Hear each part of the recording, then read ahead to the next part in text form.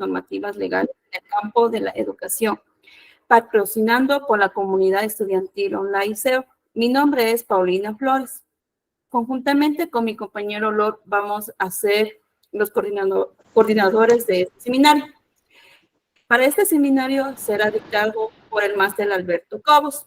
A continuación les vamos a dar una pequeña biografía de nuestro querido máster. Nuestro máster es Edgar Alberto Cobo Granda. Es abogado y educador en magíster en gerencia educativa en la Universidad Andina Simón Bolívar. Abogado en libre ejercicio, director de tesis posgrado en educación y derecho en la Universidad Católica del Ecuador, en sede en Ambato. Ahorita está en proceso en PhD, en la tesis doctoral que tiene relación con la evaluación y aprendizaje, formación de docentes y directivos, proponer nuevos modelos de sistemas educativos en la Universidad Nacional de Rosario, en Argentina. Nuestro querido magíster Alberto desempeña en coordinador de programas académicos, es director de tesis posgrado en educación y derecho. También es director distrital del distrito de Tarqui. También actualmente tiene una fundación, Unidos por la Educación. Nuestro querido máster también tiene también en lo que es temas de conferencia, lo más importante es enseñanza y responsiva y desempeño profesional del docente, aula invertida en rendimiento académico, actividad física y desarrollo cognitivo. Nuestro querido máster también le interesa los temas educativos sobre todo lo que es escolar, evaluación educativa, y también en lo que es los temas jurídicos, en lo que es la familia y niñez y adolescencia. A continuación, damos paso a nuestro querido máster Alberto. Bueno, muy buenas noches. Muchísimas gracias. ¿Sí se me escucha bien? ¿Sí? Perfecto. Un gusto volver a participar con ustedes. Ya creo que tuvimos la oportunidad hace unos meses atrás de compartir un poquito sobre el proceso de evaluación del nuevo reglamento de la educación. Algo me dijo Wilson que topemos el mismo tema y que hablemos un poquito de lo que hoy se denomina los ejes transversales. Y ahí hablamos un poco de las políticas educativas. Vamos a iniciar. Antes que nada me gustaría brevemente que ustedes me digan de qué carreras son y en qué nivel se encuentran, más o menos para saber si lo pueden escribir o decir verbalmente, no hay problema. ¿De qué carrera? No sé si todos son de educación. Todos son de educación. Wilson. Máster Alberto, ¿qué tal? Muy buenas noches. Un gusto contar con su presencia nuevamente. Créame que muy agradecido por su tiempo y sus conocimientos. Sí, máster, la gran mayoría de los que estamos presentes aquí somos de la carrera de educación. Y por ese motivo mismo yo le hago ya un llamado a todos mis compañeros aquí presentes. Vamos a ser docentes, ¿no? Entonces créanme que yo les agradecería muchísimo, así como estoy seguro que el máster, de que prendamos las cámaras, participemos, tengamos una interacción, hagamos dinámica esta ponencia. Vamos, compañeritas, compañeritos, por favor, prendan sus cámaras.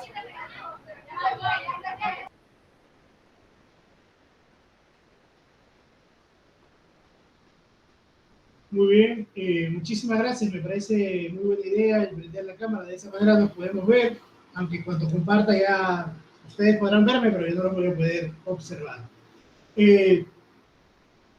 Quisiera primero empezar diciendo que yo estoy haciendo mi tesis doctoral sobre... tiene relación con la evaluación, pero el tema es la repetición escolar. Ese es el tema, ¿no?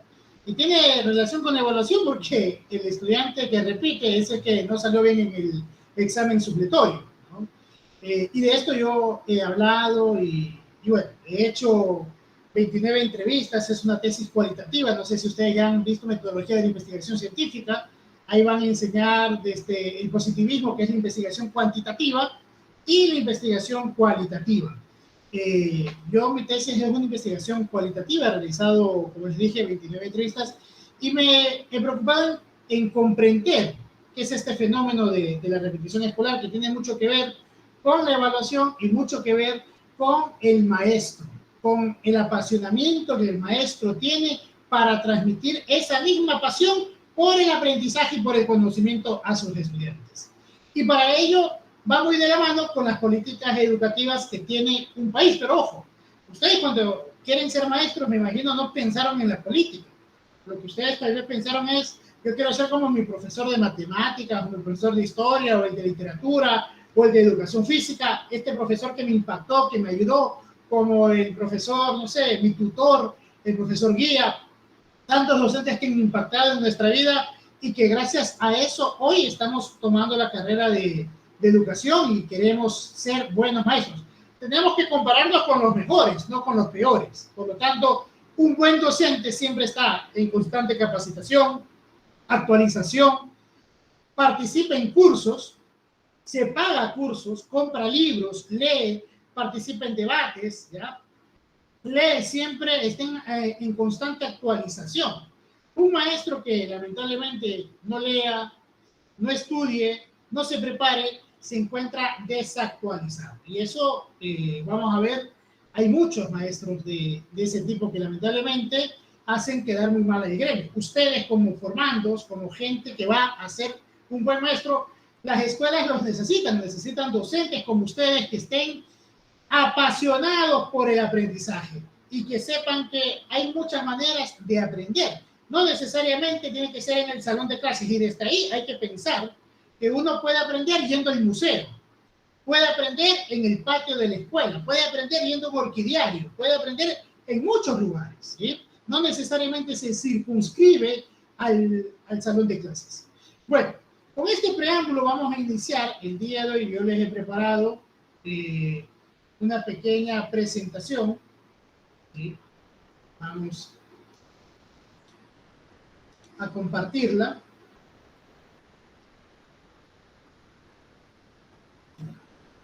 ¿Sí se observa? Sí, máster. Ahí se observa. Sí, sí, observo. Sí, máster, sí se observa. Muy bien. Bueno, yo le he puesto más o menos marco curricular de aprendizaje. La verdad que podría ser también la ley política educativa o el reglamento de la LOI. O podríamos llamarlo también como ejes transversales, ¿ya? Mi nombre pues es Alberto Cobo y un gusto poder compartir el día de hoy con ustedes. Vamos a iniciar primero hablando un poco de qué es una política pública educativa. Porque la política pública son las reglas de juego, ¿sí? Son aquellas acciones o actividades que realiza un gobierno de un estado, ¿ya?, relacionadas con el cumplimiento de su responsabilidad en el ámbito educativo. Las mismas que posibilitan que funcione la escuela, que se mejore, ¿ya?, y que configuran las medidas adoptadas para atender la demanda educativa de la población. En el año 2008, tenemos una constitución, se pedía que el Producto Interno Bruto del país, del Ecuador, se destine del Producto Interno Bruto el 6% al ámbito, a la educación, ¿no?, al ámbito educativo. Creo que hoy está en el 4%, en la época de Moreno estuvo en el 3,5% más o menos, ¿sí? No hemos logrado llegar al 6%, y hay países como Costa Rica donde tienen el 10% del PIB asignado al ámbito educativo. Y esto es importante porque si no pensamos que la educación es la solución a los problemas que tenemos, vamos a tener siempre remedios paliativos a las dificultades que se encuentran. Por ejemplo, si ustedes hacen un censo, vayan a cualquier centro de rehabilitación social, ese es el nombre que se le adoptó con el Código Orgánico Integral Penal en el año 2014, antes se denominaban cárceles. Ustedes hacen un censo de la población carcelaria, de los PPL, personas privadas de libertad, y van a encontrar que el 80% de la gente que está ahí no ha terminado su educación, ¿ya? Entonces son presa fácil de la delincuencia, del crimen organizado, y si el gobierno un estado, el estado ecuatoriano o cualquier estado o cualquier gobierno del mundo, no toma decisiones que vayan a remediar el problema de fondo, seguiremos viviendo siempre con soluciones a corto plazo. No podría, ahorita hemos tenido nosotros en la carrera presidencial algunas personas que hablaban del tema de seguridad. El tema de seguridad ocupó a todos los candidatos presidenciales. No hubo no se tomó a la educación como un tema principal, ¿no? Ni siquiera en el debate. Si ustedes vieron, la educación es como un apéndice, algo aparte.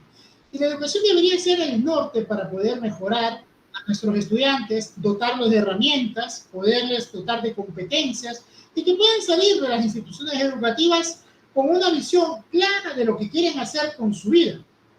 Que sean inclusivos, porque si en el sistema penitenciario el 80% de la gente que está ahí está sin haber terminado el colegio, quiere decir que la gente que sale de las instituciones educativas, los que abandonan el sistema escolar, tienen mayor tendencia a ingresar a bandas delincuenciales. Por lo tanto, tenemos que acabar de raíz ese problema. Y últimamente las políticas educativas se plasman en acuerdos ministeriales que lo emana el ministro de Educación, se plasma en la ley de educación, que tiene que tener concordancia con algunos, por ejemplo, en este caso, que es en Ecuador, tiene que tener concordancia con los Objetivos de Desarrollo Sostenible, los ODS, que son 17, que pertenecen a las Naciones Unidas, y que sobre todo específicamente con el cuarto objetivo, que es educación de calidad. Entonces, las políticas educativas, en la época de Correa, cuando asume Correa el gobierno, Correa hizo algo que era muy importante en ese entonces que teníamos que hacer, que era tener mayor cobertura educativa, retener a los estudiantes en el sistema educativo, ¿ya? Lamentablemente en la pandemia nos hizo una mala pasada a todos los gobiernos y mucha gente que estaba en el sistema educativo tuvo que salir y ha habido un retroceso significativo en Ecuador de la gente que ya no se encuentra en el sistema escolar. Y con Correa sí hubo algunos mecanismos que él utilizó para retener y aumentar el porcentaje de matrícula escolar en el Ecuador. Entonces, en eso sí hay que darle el mérito a él, pero la calidad educativa no solo se obtiene reteniendo al estudiante, sino con el trabajo que hace el maestro en el salón de clases.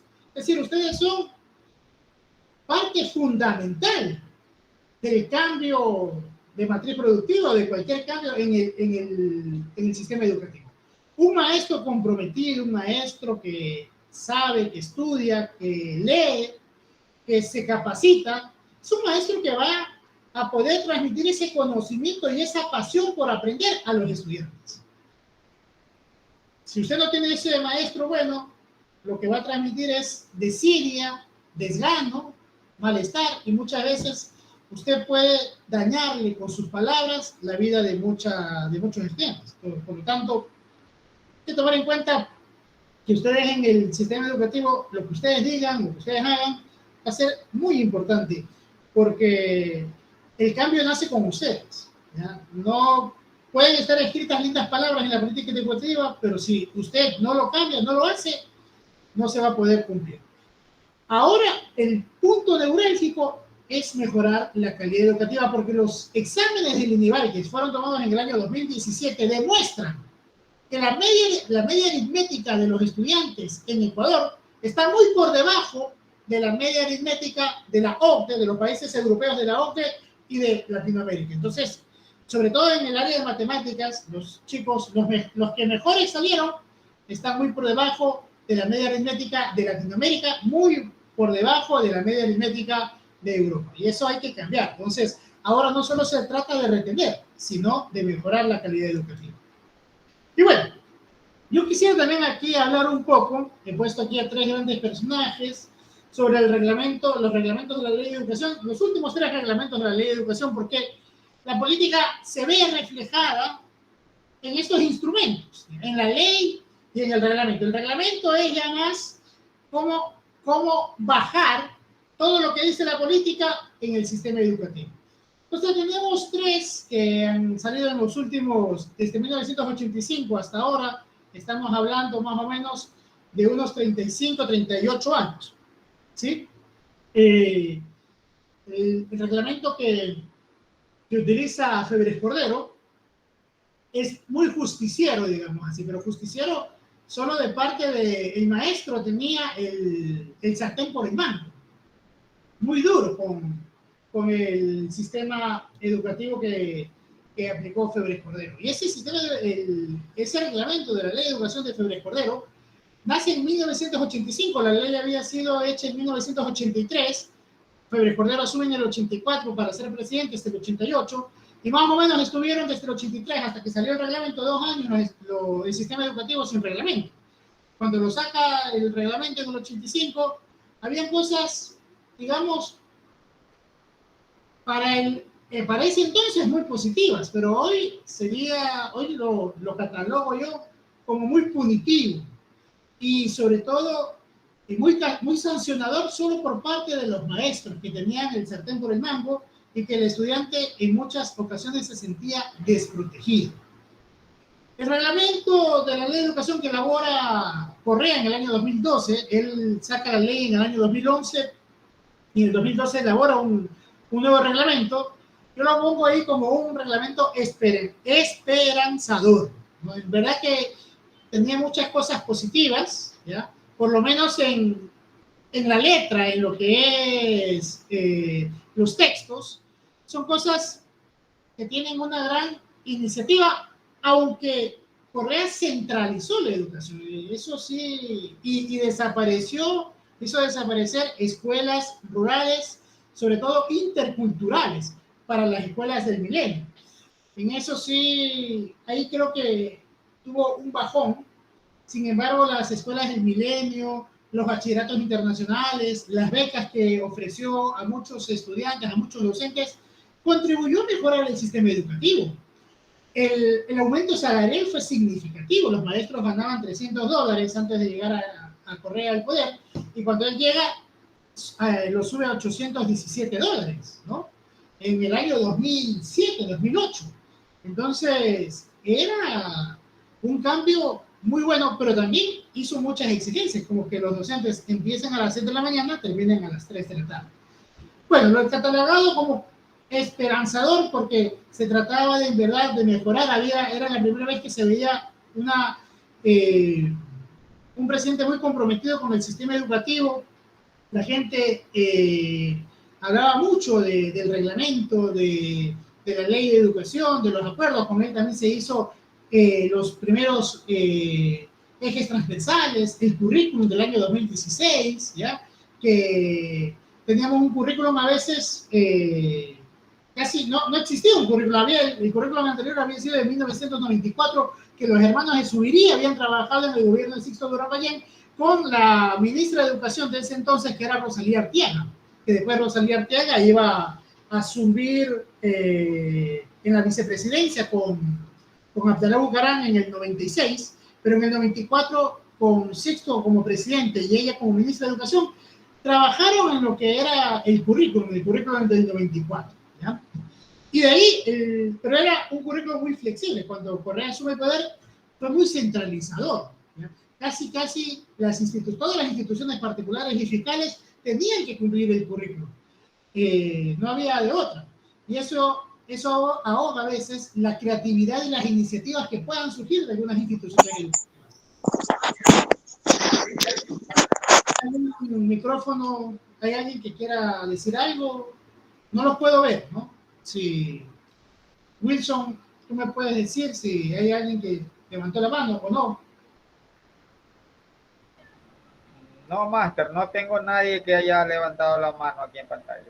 Igual para todas las compañeras y compañeros presentes, en su debido momento, el máster, al finalizar la ponencia, va a dar un espacio para responder inquietudes y preguntas de los participantes. Claro. Y ¿Cómo yo veo el nuevo reglamento que es elaborado en este año, que sale el 20 de febrero del 2023? Lo paso ahí como un cangrejo, porque el cangrejo camina para atrás. A mí me parece que ha habido algunas cosas positivas y otras ha habido un retroceso, sobre todo en lo que es la repetición escolar. Pone la repetición escolar casi desde el nivel inicial el presidente Lasso. Yo creo que ha sido, ha hecho caso a veces a las críticas que le habían hecho con el sistema educativo anterior que estableció Correa, donde daba muchas oportunidades para que los estudiantes puedan pasar de año. Yo en eso quiero detenerme un ratito porque mi tesis doctoral es sobre la repetición escolar. Y he tenido que investigar bastante sobre esto. Y ustedes deben de pensar por qué, cuál es el objetivo de la repetición escolar. ¿Qué es lo que se busca? Lo que se busca es que el estudiante aprenda lo que no aprendió. Esa es la intención. Que el estudiante sepa, aprenda aquello que no aprendió en un año. Pero si usted va investigando y va estadísticamente comprobando que los estudiantes que repiten no aprenden, el problema es el sistema educativo, ¿no? La repetición escolar no es eficaz, es ineficiente y además es costosa. Por lo tanto, no es una solución que ayude a solucionar el problema del aprendizaje, y en eso hay que ponernos de acuerdo, ¿ya? Si usted imagínese en la Edad Media cómo la gente se curaba, ¿no? Había unos remedios caseros que establecía una persona, y de 10 personas que tomaban, 2 se curaban y 8 no.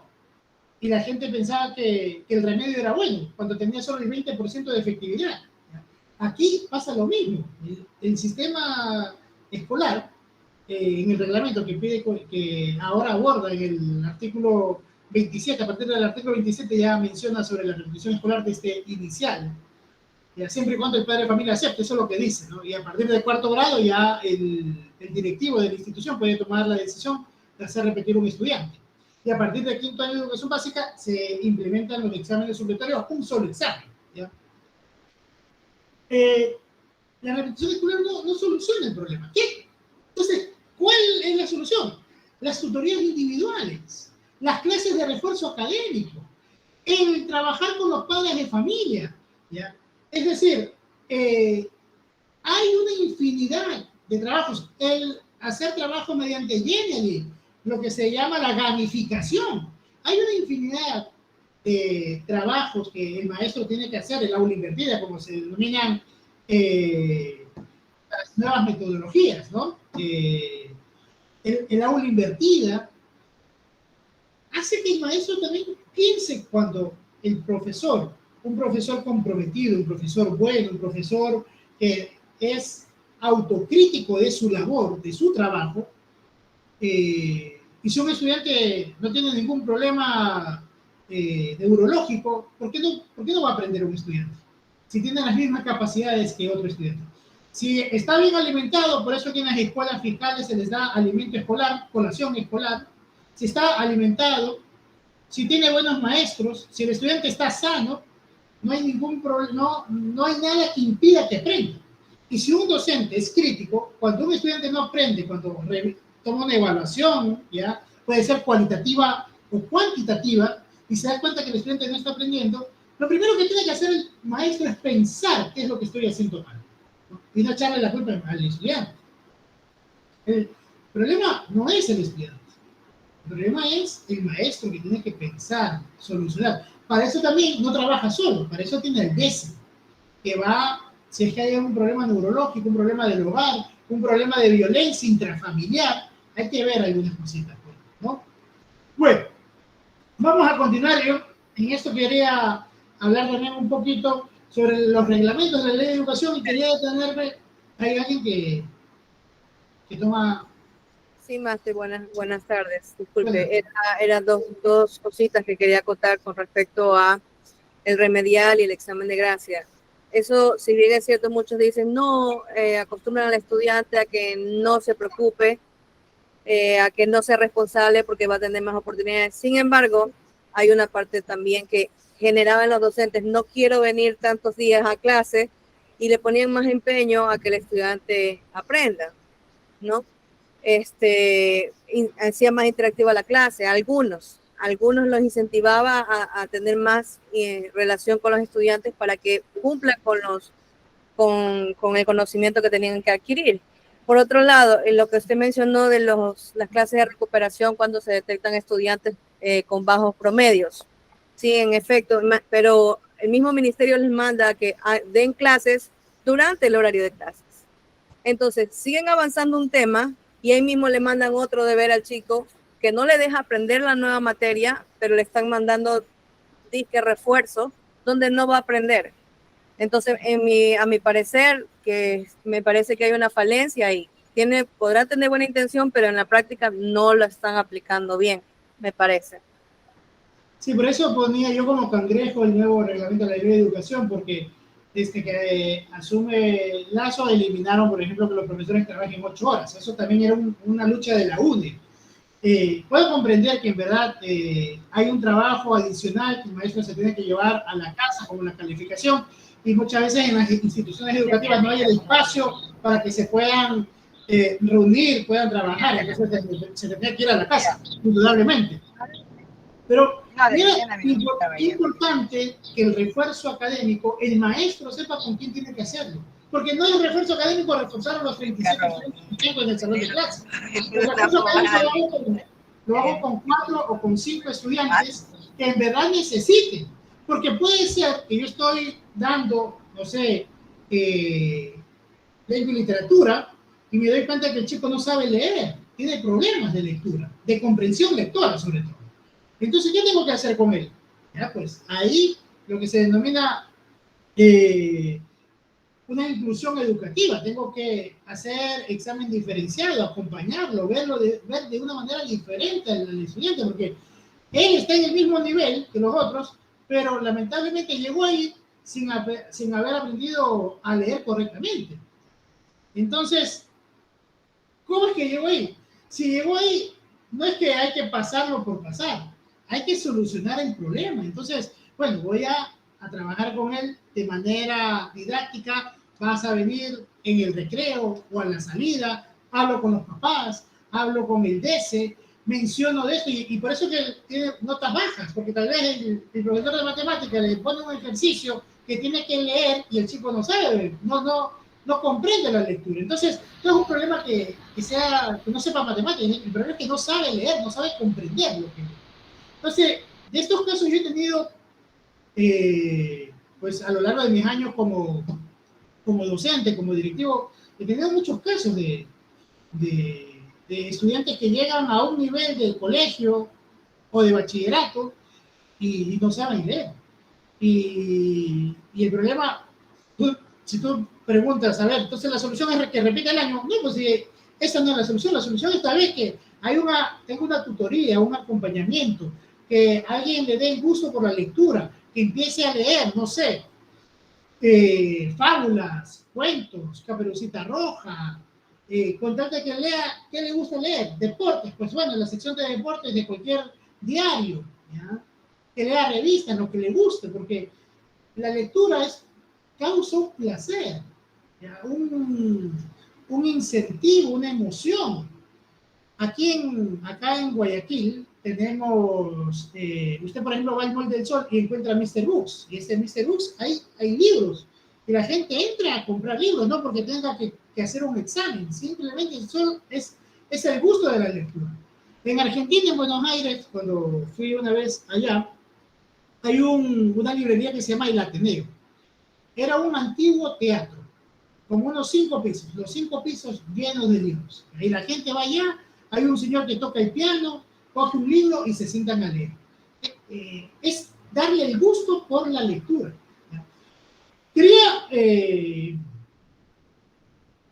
Vuelvo y repito, quiero que quede bien claro, esta idea es, la repetición escolar no soluciona el problema del aprendizaje. Entonces, hay que buscar otras alternativas que solucionen el problema del aprendizaje.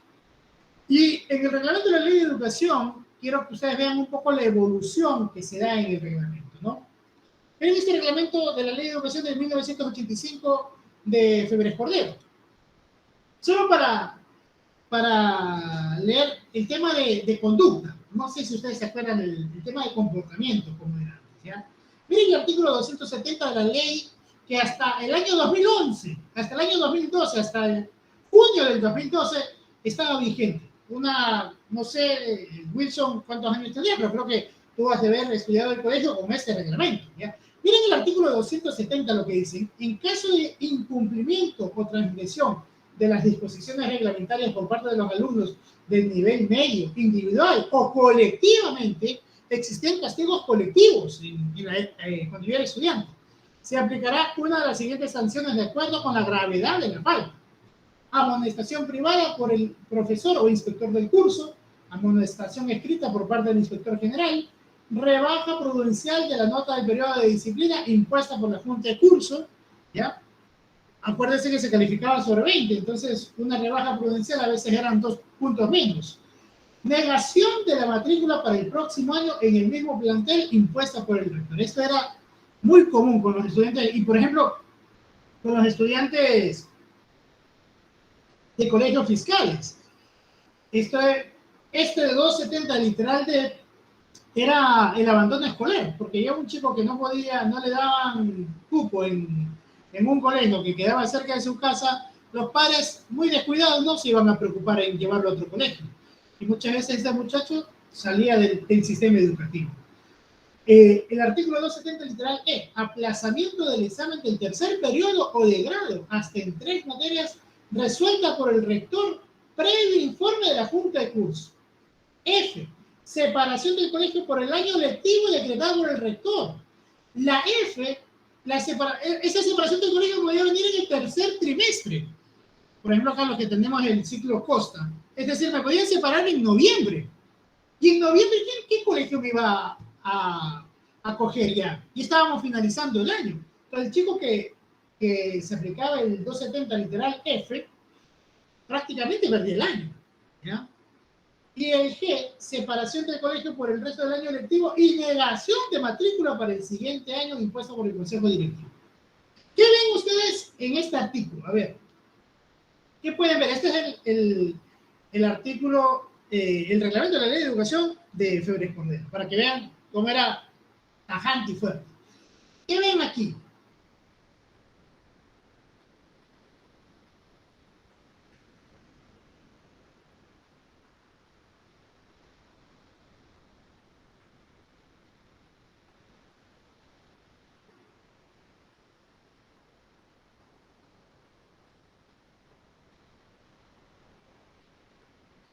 En este artículo, ¿qué pueden ustedes evidenciar? ¿Qué falta? ¿Sí? Sí, de la Cruz le hablo. Bueno, en el artículo que estaba vigente en ese entonces, pues existe mucha rigurosidad en el asunto en que, sí, como usted lo dijo, en ocasiones había padres que en realidad no se preocupaban por llevarlos a otro colegio que quedaba 4 cuadras más lejos o en otro pueblo, o tenían que darle para un pasaje. Simplemente dejaban eso aparte, donde pues los estudiantes no tenían el incentivo, no tenían alguien que les animara a seguir en la educación, y simplemente se dedicaban a cosas que les ofrecía la calle, como usted lo dijo hace rato. Y lo que falta acá, pues algo de flexibilidad en el asunto de las sanciones, para poder que el estudiante también tenga una defensa en cierto sentido, para no tener esa gravedad en esas sanciones. O es lo que yo pienso. Muy bien. Máster. Sí. Podría ser ciertas amonestaciones que se podrían dar en base a una falta que hayan cometido los estudiantes. Sin embargo, considero que en cierto punto y de cierta manera son como que buenas, porque ahora vemos con la reforma en la educación, uno no se le puede ver ni mal a los estudiantes, entonces de cierta manera eso como que desfavorece un poco y es como que un estudiante dice, no, pues es que como no me puede hacer esto, entonces yo voy a actuar de esa manera. Entonces es como que un poco contradictorio y podrían ser buenas estas normativas, pero también podría ser un poco malas porque no tienen flexibilidad. Entonces, como que negociar. A ver, vamos a ver, entonces es tu primera falta, vamos a ver, si reiteras en esto, lo vamos a ver qué podemos tomar, o mira, ¿qué resolución lo puedes tomar ante esta falta? ¿Crees que es la correcta? Entonces, de cierta manera sí son como que buenas, pero de cierta manera no tanto, porque ahora no les podemos decir nada, porque ellos primero son o más enojados o directo denuncia al distrito. Sí. Bueno, sí, te comprendo perfectamente, pero... Máster, muy buenas noches. ¿Cómo está? Les saluda Sofía Barroso. Ya, en lo que respecta a la ley que usted está aplicando en la época de Febres Cordero, ya, según estos artículos es algo veo como muy tajante en esto, pero si mire que ahorita estamos viviendo en nuestro sistema educativo, nosotros vemos un sector que a nosotros nos preocupa mucho, no solamente hablamos por amonestaciones. Por ejemplo, también nuestra educación se está viendo vulnerada por un sector en la cual a nosotros no le damos mucha importancia y en la cual yo como madre y como madre de familia y actualmente estudiando la carrera, veo el sector de las personas con las necesidades educativas específicas. Lamentablemente vemos que, por ejemplo, en ese tiempo, hasta ahorita, pongo ejemplo en mi institución donde tengo a mis hijos, que ahorita se está aplicando esto de que se está trabajando con diferentes tipos de planificación en base a las necesidades educativas específicas. Eso también ayuda mucho nosotros como padres de familia, porque debemos de involucrarnos en todos los aspectos con nuestros niños y jóvenes y tener esa comunicación con los docentes. Y partiendo del reglamento, no sé si usted se habrá dado cuenta, a veces los estudiantes, mencionó la compañera, no lo podemos mirar mal, lamentablemente. Y además los estudiantes, porque el gobierno anterior anterior a da la potestad de que si un estudiante, si un profesor le dice algo al estudiante, el estudiante usa su as bajo la manga y decir, los voy a denunciar al distrito. Entonces, esto hasta el día de hoy está pasando, porque ahora nosotros no podemos tocar a un estudiante, no se le puede llamar la atención a un estudiante. Si se le hace el primer llamado, bueno, se conversa con el padre de familia, pero en esa conversación con el padre de familia, a veces los resultados no son favorables, porque el estudiante sigue amenazando y siempre usando las influencias. No, es porque yo tengo familiares en el distrito y si no me pone tal nota, usted ya sabe las consecuencias. Eso también se está manejando la educación, entonces no puede ser posible que debe haber este tipo de situaciones, porque de verdad que nosotros los que estamos aquí necesitamos que nuestro sistema educativo se mejore y que tengamos una educación de calidad como se debe hacer, tanto en la parte moral como en la parte educativa y sobre todo también dar esos avances en la parte de las NET, de las necesidades educativas específicas. Muchas gracias, Máster. Muy bien. El primer compañero que habló, no me acuerdo el nombre, el primer compañero que habló dijo algo, no le dieron, si usted lee este artículo, leámoslo sin ningún sentimiento, como letra, como lo que es, son palabras nada más, ¿ya? El compañero dijo, no le dan la oportunidad al estudiante de defenderse, y es verdad, en este artículo no dice se escuchará al estudiante.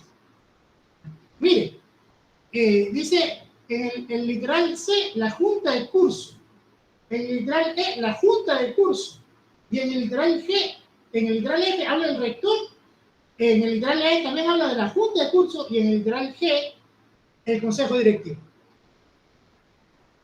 ¿Qué pasa si ustedes son, me imagino, son compañeros, son amigos, ¿ya? Cuando hay un grupo colegiado, hacen espíritu de cuerpo. A mí me pasaba que en un colegio una vez un estudiante le insultó a un profesor, ¿ya? Lo puteó, digamos así, le dijo hijo de tal y cual.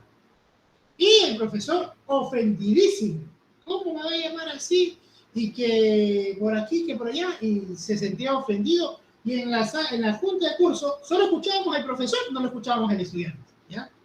No sabemos por qué había actuado así el estudiante. No tenía el derecho a defenderse el estudiante. No tenía el derecho de la presunción de inocencia.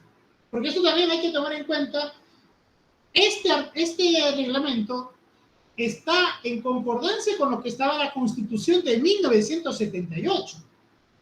La Constitución del Ecuador cambia en 1998 y después cambia en el 2008. Ojo, eso tienen ustedes que también tomar muy en cuenta, porque la Constitución es la norma suprema en un Estado y las leyes tienen que ir acordes con la Constitución. Entonces no existía presunción de inocencia, era culpable el estudiante. Y puede ser que a veces el profesor haya sido un patán, pues haya sido una persona mala y una persona que en verdad no era nada bueno, y el estudiante actúa de una manera agresiva porque ya estaba cansado de una humillación del maestro. Pero eso no lo veíamos, y en el artículo 270 no se ve. Hay junta de curso, y la junta, los profesores tenían el sartén por el mango, tenían una fuerza increíble. Los docentes, la junta de curso se reunía y decidía que le podía joder la vida a un estudiante, ¿no? Y el estudiante no tenía el derecho a defenderse. Entonces, mire cómo... Máster. Sí, dígame. ¿Cómo está? Disculpe que le interrumpa. Yo quisiera empezar la intervención indicando que hay tiempos y tiempos. Estas normativas o este reglamento se le implementaba en cierto tiempo donde tanto la educación era un poco más estricta, no como ahora, que se puede decir es más flexible. Y como yo siempre he dicho, el docente nace, no se hace. Se va formando en el transcurso del camino, sí, pero el docente tiene vocación desde que nace, creo yo. Porque hoy en día, no es que estoy en contra, pero tampoco estoy 100% a favor de que muchos profesionales que no tengan que ver con el área de educación utilicen el campo laboral de la educación como última alternativa de trabajo, si lo puedo decir de esa manera, ya, porque no tienen la pedagogía necesaria para poder llegar al estudiante. También hay que aprender, hay que entender y recordar que en la formación que nosotros estamos teniendo como ya licenciados en educación básica, la mayoría que he visto aquí, que a nosotros nos enseñan que nosotros debemos aprender a conocer a nuestros estudiantes, analizar y saber qué tipo de falencias presenta cada estudiante, o como dijo la compañera anterior, qué necesidad educativa presenta cada estudiante. ¿Para qué? Para nosotros como docentes saber a qué nos estamos, si lo puedo decir de esa manera, enfrentando, qué tipo de metodologías y qué tipo de herramientas pedagógicas podemos utilizar con nuestros estudiantes, porque no es el simple hecho de cumplir una planificación, no es el hecho de cumplir una planificación porque así me lo dictan, sino, como usted lo indicaba al principio, de saber de qué manera la vas a cumplir y que el estudiante, y puedas llegar al estudiante, que el estudiante aprenda lo que uno le está enseñando sin necesidad de que haya que recuperación, que clases de refuerzo, no, o sea, uno como docente mismo, saber llegar al estudiante. Ya las normativas o los reglamentos anteriores a lo que estamos en este tiempo, sí, obviamente van a variar, porque los tiempos han variado, los tiempos han cambiado. No es la misma metodología de enseñanza que se utilizaba antes, que era la metodología tradicional, a lo que hay ahora, que hasta tenemos lo que es la educación virtual. Algunos niños, tengo entendido y conozco, que estudian en casa. Siempre se van a presentar, y debemos tener en cuenta nosotros como docentes, que siempre se van a presentar inconvenientes en los cuales nosotros debemos estar preparados pedagógicamente para poderlos enfrentar y no ser tan conformistas en que esto es lo que aprendí y esto es como usted también dijo al principio. Un docente se debe capacitar siempre. Nosotros nunca dejamos de aprender. Aprendemos hasta de nuestros propios estudiantes, en que siempre va a haber un caso especial en cada aula, y creo que si algunos compañeros aquí son docentes no me van a dejar mentir. Siempre vamos a encontrar un caso especial en el cual nos va a poner a pensar, nos va a poner a investigar cómo podemos ayudar a ese caso en sí para que pueda desarrollarse en el ámbito educativo. Muchísimas gracias. ¿Alguien más que quiera comentar?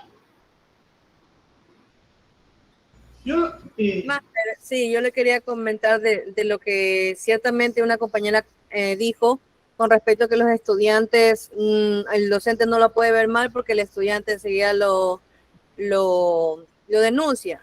Bueno, lo denuncia porque ya conoce sus derechos. Y con respecto a lo de los docentes, bueno, el docente tiene la obligación de crear un ambiente propicio para que ocurra el verdadero aprendizaje. No, ya no estamos en el tiempo del conductismo, que simplemente era una enseñanza enfocada en el docente. Estamos más en el tiempo de constructivismo, donde tenemos que empezar a detectar, como dijo la compañera, qué tipo de inteligencias tienen nuestros chicos, nuestros estudiantes.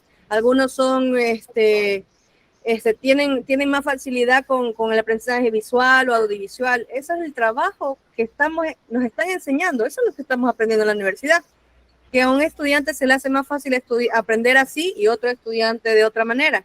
Tal vez el cambio sería que el ministerio nos dé la oportunidad de aplicar lo que estamos aprendiendo y aplicar todas estas técnicas para poder tener un aula más abierta y el estudiante realmente escuche y poder detectar incluso los casos especiales de los estudiantes, no solamente con discapacidad, sino de los casos que están niños sufriendo agresiones en su casa y poder ser observadores de ellos para poderlos redirigir con el DS y que puedan venir a la escuela con la tranquilidad de que no los van a maltratar, saben sus derechos y van a aprender con alegría y no simplemente con autoritarismo.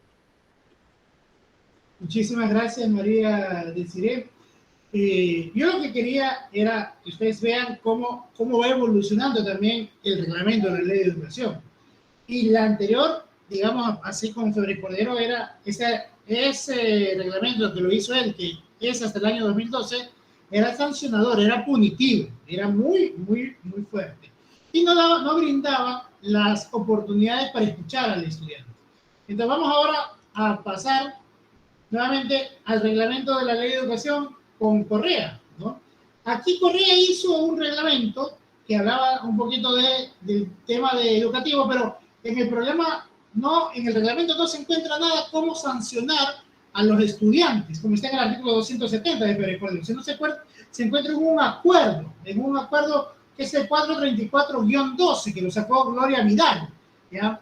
Esto parece que se les olvidó ponerlo en el reglamento de la Ley de Educación, por eso lo hicieron a través de un acuerdo. Mire, aquí se habla del debido proceso. Esto también no se conocía antes. El debido proceso, nace también con la Constitución del 98 y después con la del 2008. Se reafirma.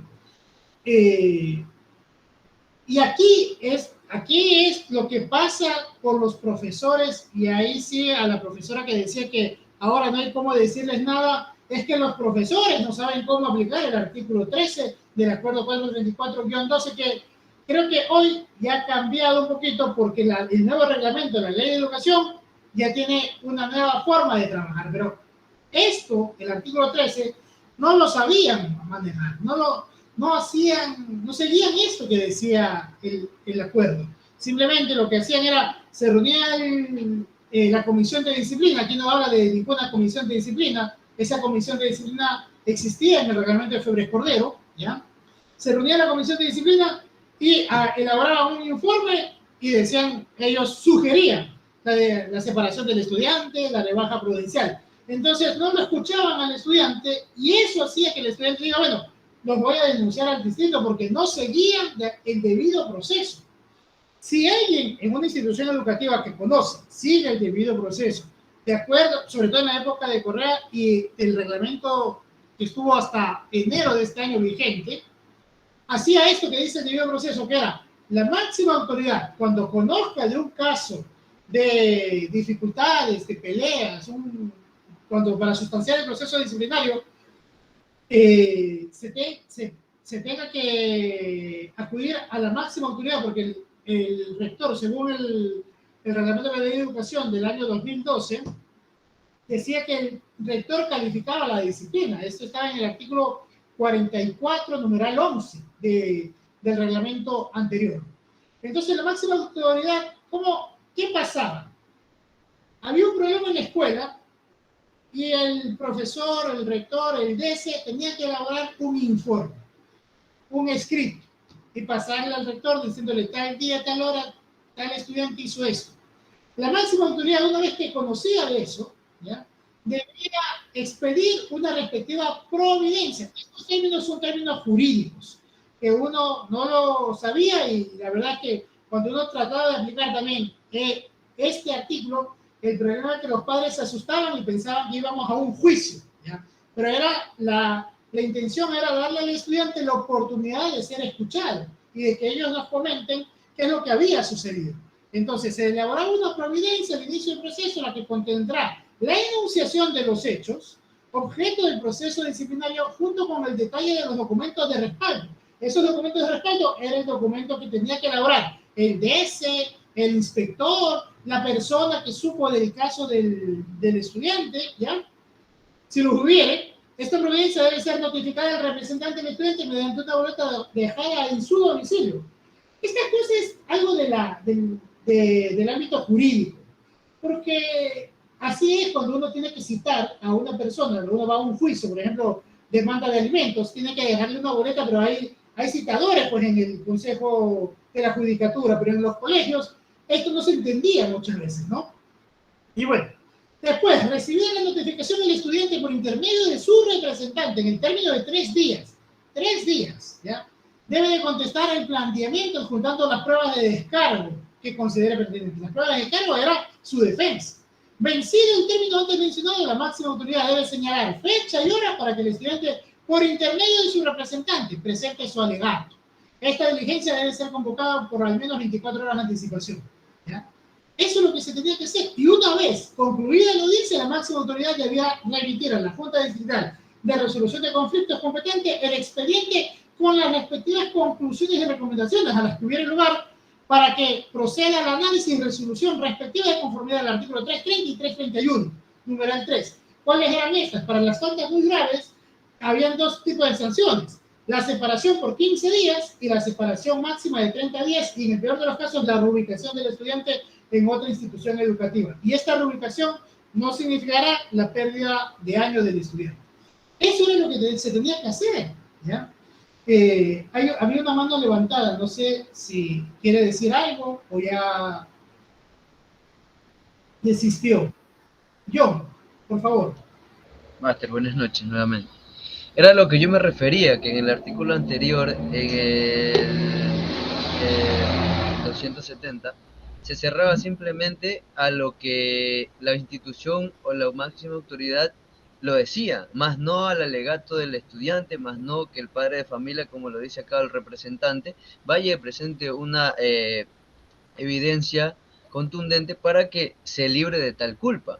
En este caso también salían una sanción colectiva, que sí, la verdad que en este tiempo sí se ha escuchado varios compañeros donde comunicaban eso, que por uno pagaban todos, dice el dicho, y era así.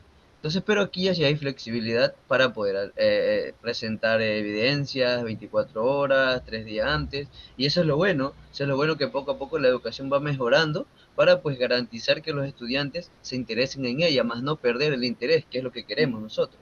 Muchas gracias. Muy bien, John. ¿Alguien más?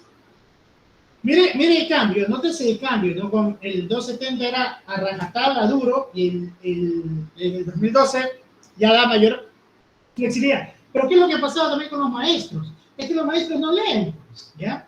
Entonces, decían, no se puede ahora sancionar, y aquí está que sí se puede, pero hay que cumplir el debido proceso. Y cuando iban al distrito, y decía en el distrito, yo me acuerdo, a un estudiante lo querían expulsar, y ahí le decía, a ver, hizo el debido proceso, convocó, ¿cómo hizo? Llamamos a los profesores a un de curso y decidimos sacarlo. Es decir, tenían todavía... hay que tomar en cuenta que el reglamento de Torres Cordero fue del 85 al 2012, son más o menos 20, 27 años que duró ese reglamento. Entonces son 27 años, más de un cuarto de siglo que estuvo vigente, que la mayoría de los profesores se lo conocían de dedillo. Entonces, también esa cultura, esa forma de trabajar costó para los profesores, ¿ya? se les dificultaba seguir el debido proceso, que ya estaba en la Constitución, lo que es la presunción de inocencia, el artículo 76, que habla de la presunción de inocencia, y ahí están todos los enumerables. Uno tiene que ser inocente hasta que se compruebe lo contrario. Pero con el reglamento anterior era uno culpable y no podía ni siquiera defenderse, ¿ya? Y bueno, y ahora con el nuevo reglamento, el artículo 337 habla de esto. Miren, aquí ya lo cambiaron, porque si bien es cierto, el acuerdo 434-12, yo fui rector y yo hacía esto, pero me daba cuenta que los padres de familia no entendían esas cosas. Pensaban que era como un juicio y empezaban a decir, pero ¿qué están ustedes educando? Y si era un colegio religioso, metían el amor de Jesús, perdona a los pecadores y ustedes no están perdonando. No se comprendían mucho que tenían que presentar los alegatos, todo eso, era muy difícil. A mí me tocaba a veces decirle, señor padre de familia, presente el alegato, ya le voy a convocar una reunión, porque llegaban con la providencia y al día siguiente querían solucionar el problema a los padres de familia. Y le decíamos, a ver, tranquilo, esto tiene usted 3 días, hay que presentarlo por escrito. Y sí era complicado hacerlo, digamos así, ¿ya? Los padres de familia no entendían. Ahí, por ejemplo, en las situaciones, las familias más pobres, imagínense, ¿ya? Gente que no tiene ni siquiera, no sabe leer ni escribir, era difícil que presente su alegato, ¿ya? Entonces en eso sí había dificultades, había muchas falencias, porque era muy bonito en teoría, pero en la práctica se hacía difícil la aplicación del acuerdo 434-12, porque los padres de familia no daban continuidad o a veces no presentaban los alegatos de defensa. Y en el reglamento actual, el artículo 337 habla del acuerdo entre las partes, ¿ya? El proceso de solución alternativa de conflictos iniciará como un diálogo voluntario entre las partes involucradas, quienes deberán en lo posible llegar a un acuerdo satisfactorio, observando los siguientes aspectos. Y miren, aquí ya no hay que el rector tiene que mandar providencia, no hay nada de eso. Información. Las partes involucradas comprenderán las circunstancias del hecho y los procedimientos para resolver el conflicto. Participación dialógica e inclusiva. Los miembros de la comunidad afectada por el conflicto participarán activamente en la comprensión del conflicto y las formas de solucionarlo. De ser posible, se debe propender al consenso. Un correcto diálogo exige empatía, el lenguaje restaurativo, asumir hechos y sus consecuencias, sinceridad y buena fe. Ojo, pero estos son para conflictos que se peleó el estudiante con el otro. Un conflicto de abuso sexual, no, ahí sí hay que denunciar en la fiscalía, ¿ya? Encuentro y escucha activa. La escucha activa implica el respeto a todos los puntos de vista, sin juzgar a las personas implicadas, la identificación y el respeto de emociones y sentimientos, la identificación de necesidades dentro de la comunidad educativa, el desarrollo de competencias comunicacionales como la comunicación asertiva, directa, sincera y no violenta, y la responsabilidad compartida cuando fuere el caso. Protagonismo de los implicados directos. La voz de los implicados directos debe ser escuchada de forma adecuada, garantizando su protección y estabilidad emocional y respetando el interés superior del niño, niña o adolescente. Respeto al debido proceso, en particular el derecho a ser escuchado. Ser escuchado significa que la versión de cada una de las partes afectadas en el conflicto debe ser oída durante el procedimiento de solución del conflicto y también deben ser consideradas en su resolución. ¿Ya? Si ustedes se dan cuenta, hoy ser rector en un colegio del país, del Ecuador, el rector tiene que saber algo de leyes, ¿ya? Porque aquí está, te damos la evidencia de que un profesor que solo sepa de modelos pedagógicos o de modelos de evaluación, para ser rector, además de saber de pedagogía, tienes que saber de jurisprudencia. Si no, no puedes hacer eso, no puedes resolver los problemas que te exigen. Y miren las competencias para un rector, ¿ya? El nuevo sistema te exige que te prepares en una rama que tal vez no lo querías hacer, pero si quieres ser rector o si quieres ser directivo, tienes que saber y tienes que conocer la legislación. Tal vez no estudias abogacía, pero tienes que estudiar o participar de legislación educativa para poder resolver estos casos, ya siguiendo el debido proceso. Niños, niñas y adolescentes tienen derecho a expresar su opinión de todos los asuntos que les afecten y sus opiniones deben ser debidamente tomadas en cuenta por las autoridades en la medida de su desarrollo progresivo. Restauración y reparación. La finalidad de la resolución de conflictos será la restauración de las relaciones de los miembros de la comunidad, reintegración de las personas afectadas y la reparación de los derechos, que incluye el tomar medidas para evitar que los hechos se repitan en el futuro. La justicia restaurativa permite que la persona perpetradora se responsabilice de sus acciones y pueda contribuir para que exista una efectiva reparación integral. Si ustedes se dan cuenta ya aquí, los chicos, sobre todo los adolescentes, pueden participar de esta solución de conflictos. Y no hay que llamar al padre de familia, como se lo hacía en el acuerdo anterior. Porque son los chicos los que pueden, los adolescentes sobre todo, los que pueden resolver los conflictos. Miren, esta parte aquí sí hay un adelanto, ¿ya? No sé, en el reglamento anterior, en el acuerdo anterior, los términos muy jurídicos a veces hacían que los docentes no sepan cómo manejar el debido proceso, y los padres también tengan mucho miedo. Pensaban que ya lo iban a expulsar al hijo, que ya estaba siendo declarado culpable, cuando se le decía, no, usted se le está dando la oportunidad de que se defienda, pero que se defienda en buena lid, digamos, ¿no? Y a veces el desconocimiento llevaba a actuar de una manera no adecuada. Bueno, eso en torno a lo que es la evaluación. La evaluación del comportamiento. De ahí, dentro de esto, dentro del reglamento de la ley de educación, también hay algo que es importante: los ejes transversales. En la época de Febre Cordero no existían esos ejes transversales, o por lo menos no había un documento clave que hable de ellos. Con Correa se empiezan a hablar de 5 ejes transversales, ¿ya? Que eran del currículum, y aquí están. El principal, que se le dio mucho énfasis, era la interculturalidad, que era la unión entre dos culturas. Es que era muy importante hablar de la interculturalidad, porque en Ecuador es plurinacional, es diverso, ¿ya? Les comento una anécdota que yo tuve como estudiante. Yo estudié, si ustedes escucharon, mi maestría la hice en la Universidad Andina Simón Bolívar, de la ciudad de Quito. Y un día, dentro de mis clases, tuve la cátedra intercultural. Así se llama, interculturalidad, la clase.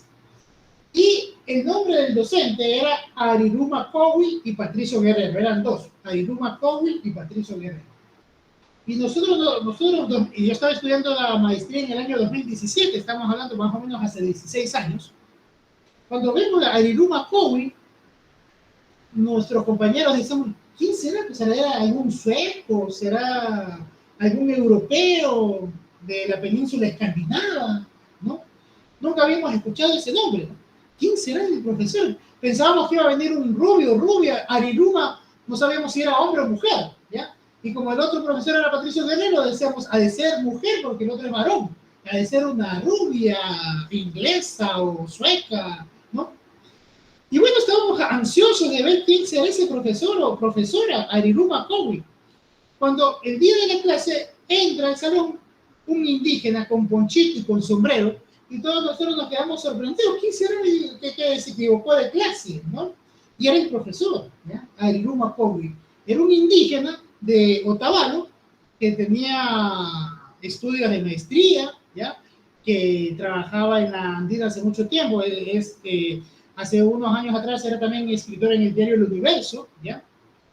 Y nos empezó a dar clases a nosotros. Eso, por ejemplo, para mí fue increíble, ¿no? No había visto que una persona indígena me pueda dar clases a mí. Y todos ahí éramos mestizos, blancos más o menos, digamos, bueno, todos somos mestizos, pero la clase nos quedamos impactados, ¿ya? Y no solo con eso, sino que también tuvimos una actividad de campo. Fuimos a Otavalo a conocer cómo era la interculturalidad, cómo las diferentes culturas se mezclan, se llevan muy bien, se entrelazan.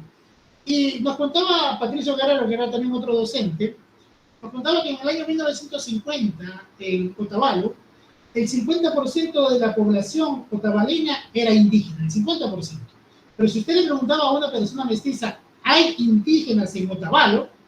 La persona mestiza decía, no hay indígenas, todos somos blancos. Entonces decía, ¿cómo afectaba mucho la invisibilización del otro, ¿no?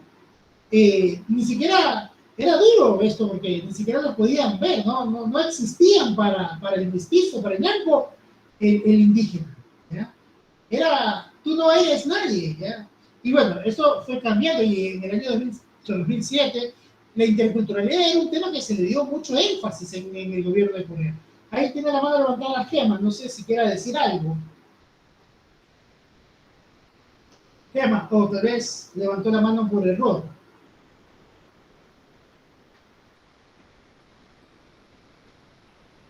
Puri Sisa dice, eso fue en el pasado, ¿no? Pero lo que hoy que el contexto educativo nos tiene que ayudar a conocernos más, ¿ya?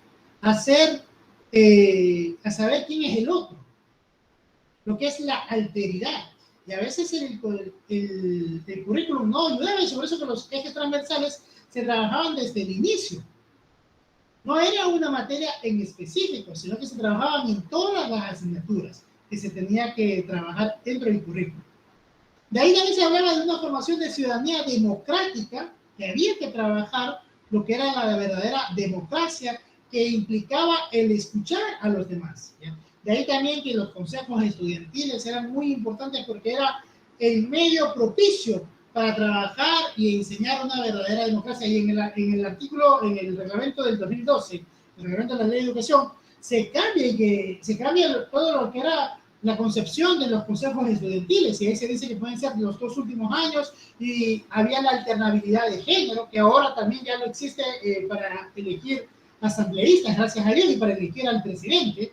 Eso, gracias a Dios, ha ido avanzando, ¿no? Pero la formación de una ciudadanía democrática, que la democracia es lo más importante que tenemos que tener, que es la posibilidad de los pueblos de elegir y ser elegidos, era también un eje que se tenía que trabajar. El cuidado de la salud y hábitos de recreación de los estudiantes, el buen ocio. Hasta antes de la Constitución del 2008, en los municipios, en los GATS, no existían, por ejemplo, no sé si ustedes han visto que a veces en Milagro, en Loja pasaba, a mí, yo vi, hay una persona que se pone a hacer gimnasia y los demás lo siguen, ¿ya? Que es el baile libre. Eso, muchos gobiernos autónomos descentralizados empezaron a trabajar, empezaban a pagarle, porque era el ocio, el buen ocio, para que la gente pueda disfrutar de un momento de recreación, de un momento de alegría, de baile, bailoterapia, ¿ya? Eso no existía. Entonces había que trabajar también el cuidado de la salud y los hábitos de recreación, los hábitos de ocio. La protección del medio ambiente, que era prioritario, porque es el único planeta que tenemos. Y la educación sexual en los jóvenes, porque la mayoría, este es un tema todavía tabú, ¿no? No sé, ustedes como maestros, o bueno, algunos que son padres de familia, si sus hijos ya son adolescentes, o por lo menos tienen 12, 13 años, si hablan de la educación sexual, si hablan del sexo, si hablan de las relaciones sexuales, que es lo que tiene que ser. Les comento recién, yo tengo una señora que nos ayuda acá en la casa, nos ayuda en la limpieza de la casa, y ella me contaba que su hija le decía, mamá, ¿qué son estas inyecciones que se ponen las mujeres para no quedar embarazadas? Y la mamá sabía poner inyecciones, y la iban a buscar para poner una inyección para que no quede, para tener relaciones sexuales. Y la hija la veía, pero ella no le contaba nada a la hija, no le dijo nada, no le dijo, no, esas cosas son de adultos, tú no te metas, no tienes que saber. Y la semana pasada me comenta que la hija quedaba embarazada, ¿no? Y sí, estaba así toda dolida. Yo le dije, pero usted tenía que haber hablado de este tema cuando su hija la veía usted inyectar a muchas mujeres que iban a su casa y le decían que le inyecte para no quedar embarazada. Ahí tenía que haber aprovechado, ¿no? Bueno, la educación sexual sigue siendo un tema muy tabú también en las instituciones educativas, pero gracias a Dios, ahora las chicas que quedan embarazadas, gracias a Dios, no tienen que salir de las instituciones educativas. Yo en el año 2007 era vicerrector en un colegio particular religioso, ¿ya? De curas. Y teníamos la primera escolta de la bandera nacional, una chica excelente, queda embarazada, ¿no? yo era vicerrector y se acercan unos padres de familia a decirme, ya estábamos cambiando la ley de educación. En el año 2007 ya habían unos acuerdos, ¿ya? Y había algunos acuerdos que decían que no se podía expulsar a un estudiante por quedar embarazada, ¿no? Y se acercan unos padres de familia y me dicen, señor vicerrector, ¿cómo vamos a hacer con este estudiante que es la primera escolta de la bandera nacional? Le digo, ¿qué vamos a hacer de qué? Porque digo, tiene que salir a desfilar como todos los estudiantes. Es algo inapropiado, porque esta institución, el prestigio de esta institución, no puede irse por los suelos porque esta chica quedaba embarazada. Tiene que sacarla de ahí y poner a otro estudiante. Le digo, ¿y cómo voy a hacer eso? Y si ella no quiere, y si los padres de familia se enojan, eso no se puede hacer. Pero ese tipo de problemas yo tenía con algunos padres de familia que decían, el honor y prestigio de la institución va por encima de estos estudiantes. Y la verdad es que yo les dije, discúlpenme, pero la chica este es un colegio católico, pudo haber tomado la decisión de abortar y ha tomado la decisión de seguir. Si hubiese abortado, no nos hubiésemos enterado. Esto es una decisión valiente. Yo no le voy a decir que no. Ahora, el chico como el que quedó embarazada era el más indisciplinado del curso, digamos, ya, pero estos temas eran temas conflictivos, eran temas difíciles que la gente no se podía, se enojaba con las autoridades porque pensaban que estábamos nosotros solapando o promoviendo relaciones sexuales con los estudiantes, pero era también pensar que la solución de los estudiantes no era pues que expulsar al chico, sobre todo a la mujer, porque el estigma era hacia la mujer, era discriminatorio, porque el hombre quedaba muy bien, gracias, ¿ya? John, ¿quieres decir algo? Sí, máster. Estaba queriéndole contar sobre lo de la sexualidad en los jóvenes y en este caso en las instituciones educativas. Pues como usted decía, a veces, bueno, soy un padre de familia, mi hija tiene 13 años y la semana pasada que me tocó rendir exámenes en la universidad, pues me entero que mi hija ya tiene novio. Entonces me tocó regresarme después de darle los exámenes, tener una conversación a fondo sobre ese asunto. Y pues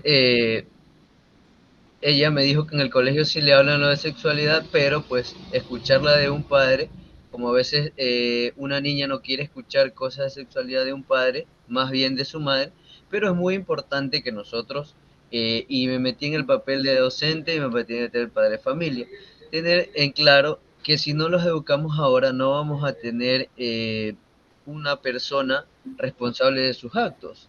En este caso, van a tomar decisiones a la ligera, van a tomar decisiones porque me gusta, porque estoy enamorado y de repente salen los casos que usted mencionó, que la mejor estudiante quedó embarazada del peor estudiante del plantel, y también lo que usted mencionaba de los padres que sí, me ha tocado vivir ese tipo de cosas cuando están en el colegio, que sí, que el estudiante que no puede ser abanderada, no puede ser esto, ¿por qué? Porque está embarazada y van a decir que el colegio no enseña, que lo único que enseña es a quedar embarazadas, y esos tabúes pues también se fueron extinguiendo a lo largo de las actualizaciones de la educación. A su vez también lo de que usted comentaba, que los estudiantes se pierden, esto, sí se pierden, pero para eso pues existen. Si no existe un correctivo en el hogar, como dicen que de ahí formamos nuestras bases fundamentales, existe el docente que se puede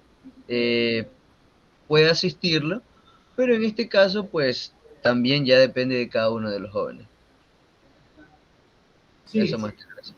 Sí, totalmente. Yo creo que, mire, en los colegios los profesores este es un tema que no se lo toman, no se lo abordan muy bien. Porque es un tema tabú, es un tema que les cuesta a muchos profesores decirlo, hablarlo así abiertamente en clase, y a veces también juega mucho la religión de paso, ¿no? A veces yo una vez estaba en un colegio de monjas, solo de monjas, y era solo señoritas, solo mujeres.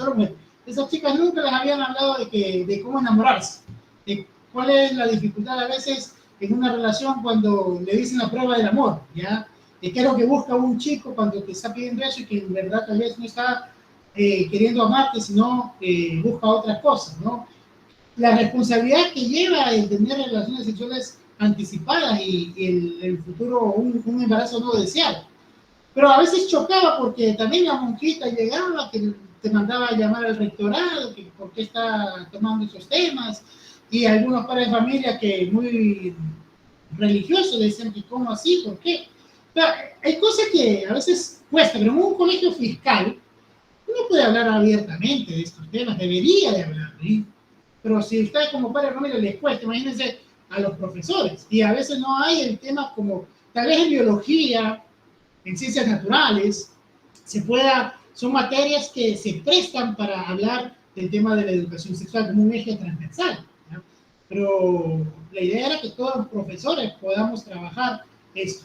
Y a veces no se lo hacen. No, yo, que les comento, he sido el director distrital de educación, muchos profesores esto lo omiten porque sigue siendo un tema tabú, sigue siendo una situación de decir mejor yo no me meto, que lo hablen con los papás, eso viene de casa, eso es del hogar, y ese es el problema porque hay muchos chicos que están desorientados, que los padres son divorciados o que en la casa no hay con quién hablar, y si no lo habla con el maestro, con una persona, o con el DESE, o con una persona que lo oriente, le va a orientar otro compañero que está igual desorientado. Pero hay que hablar de estos temas que son importantes tocarlos, ¿sí?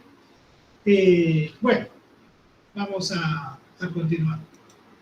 Y ahora hay unos nuevos ejes transversales que han salido, que es lo que también me decía a mí Wilson, que topemos.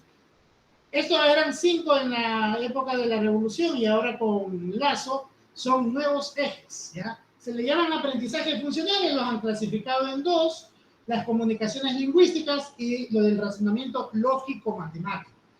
Un poquito, si ustedes han escuchado a Howard Gardner sobre las inteligencias múltiples, ahí tenemos dos tipos de inteligencias, la lógica matemática y la lingüística, que son las que han predominado siempre en el sistema educativo a lo largo de la historia, a nivel nacional y en muchos sistemas educativos latinoamericanos, africanos, ¿ya? Creo que ya los europeos no tanto.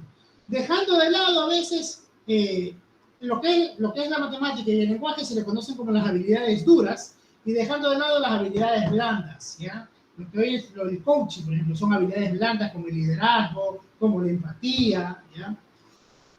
Bueno, que aquí en la lingüística ya han puesto lo socioemocional. ¿Cuáles son estos aprendizajes o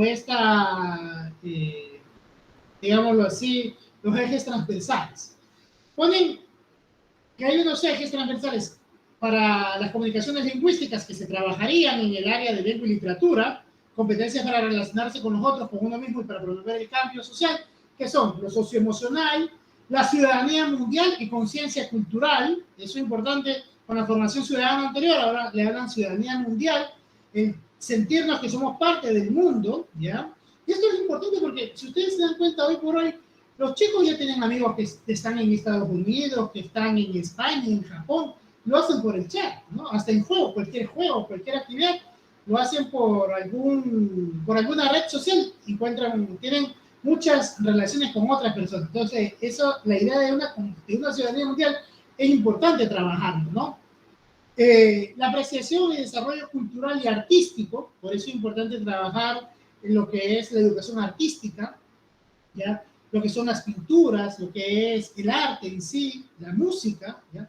El deporte y vida saludable también, que es importante trabajarlo con los estudiantes para no tener sobrepeso. En el razonamiento lógico-matemático son las competencias para entender el medio en el que vivimos y transformarlo de forma sostenible. Aquí, estos ejes transversales, yo he estado investigando un poco y la verdad es que ha salido de este año, pero para serles sincero, el ministerio no sabe cómo hacerlo. Es decir, yo he preguntado, tengo gente amigo en el Mineduc y les he dicho, ¿cómo piensan trabajar esto? Y la verdad no hay claridad, ¿ya? Les voy a enseñar más o menos adelante un video jocoso para que se den cuenta un poquito cómo está el ministerio, cómo está avanzando, ¿ya? Pero supuestamente hay que trabajar competencias financieras. Bueno, esto sí comprendo bastante bien. Es que el estudiante aprende las matemáticas en el contexto en el que vive. Que, por ejemplo, no puede ser posible que aprenda a sumar y restar y si usted le da $1, ándate a la tienda a comprar 2 panes o papa o yuca o lo que sea y no sepa contar el vuelto, ¿ya? A eso se refiere, esa es la idea de la competencia financiera, que los estudiantes sepan desde muy pequeños que el conocimiento que van adquiriendo les sirva para desenvolverse en su vida diaria, ¿ya? Lo científico-técnico, que es otra competencia en torno a lo que es la parte de la ciencia, los talleres experimentales que deberían de desarrollar en clase, debería de hacerse con los estudiantes, ¿ya? Para que el estudiante aprenda cómo avanza la ciencia por medio del método científico, que es el método de la experimentación, ¿ya? La ciudadanía digital y pensamiento computacional. Hoy por hoy el mundo ha cambiado vertiginosamente y todo es de manera digital, ¿ya? Hay cédula digital, la licencia es digital, hay la firma electrónica que es digital, ¿ya? El desarrollo sostenible y ambiental, que tiene que ver mucho con el ecosistema, y el aprender a aprender, ¿no? Aprender, uno tiene que aprender siempre, no dejar, no es que llega a un espacio y llega un tiempo, por ejemplo, ustedes que llegan a licenciarse y nunca más vuelven a estudiar. Tienen que licenciarse, tienen que seguir estudiando, teniendo capacitaciones, haciendo una maestría, un diplomado o cursos de actualización pedagógica. Imagínense, yo mi primera licenciatura la obtuve en el 2006. Si solo me hubiese quedado con ella hoy, 2023, ya fueron hace 17 años, estaría desactualizado, ¿ya? Hoy por hoy yo estoy en constante actualización y es más, estoy haciendo mi doctorado, buscando el sexto título académico que voy a tener. Sheila tiene la mano levantada, no sé si quiera decir algo, intervenir. Sheila está muteada, levantó la mano. ¿No? Bueno, continuemos. Esta es una forma de presentar, esta es otra forma que les quería presentar a los ejes transversales que le denominan aprendizajes fundacionales, comunicaciones lingüísticas, comunicaciones lógicas matemáticas, y en la lingüística está deporte y vida saludable, apreciación y desarrollo cultural artístico, ciudadanía mundial y conciencia cultural, lo socioemocional, y en el razonamiento lógico matemático lo que hay que trabajar competencias financieras, la competencia científico-técnica, la ciudadanía digital y pensamiento computacional, desarrollo sostenible y ambiente, y aprender a aprender, ¿ya? Bueno, vamos a continuar, ¿ya?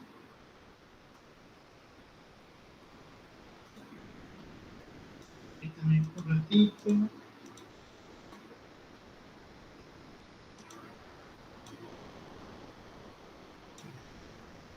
Aquí está el video que es un poco jocoso para escucharlo, más o menos para que sepan cómo a veces nos pasa en el Ministerio de Educación, ¿no?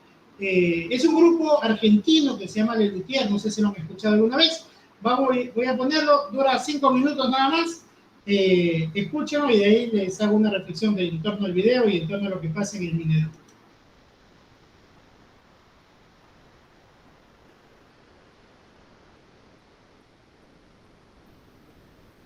¿Sí se escucha? Sí. No, está en silencio. No nos escucha. Ahí, ¿se escucha? Encima del video está un micrófono silenciado. Actívelo. No. A ver, permítame un ratito entonces. ¿Ya? Porque esto, déjeme ver.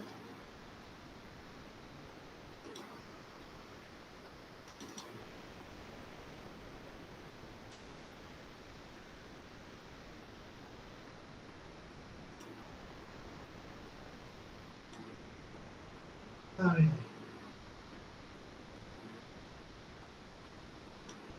Voy a nuevamente a compartir para que se escuche.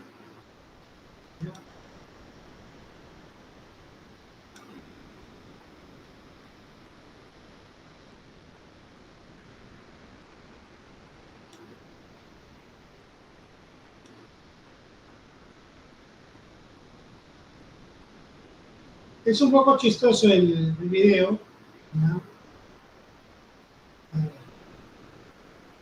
Me van diciendo, por favor, si se escucha.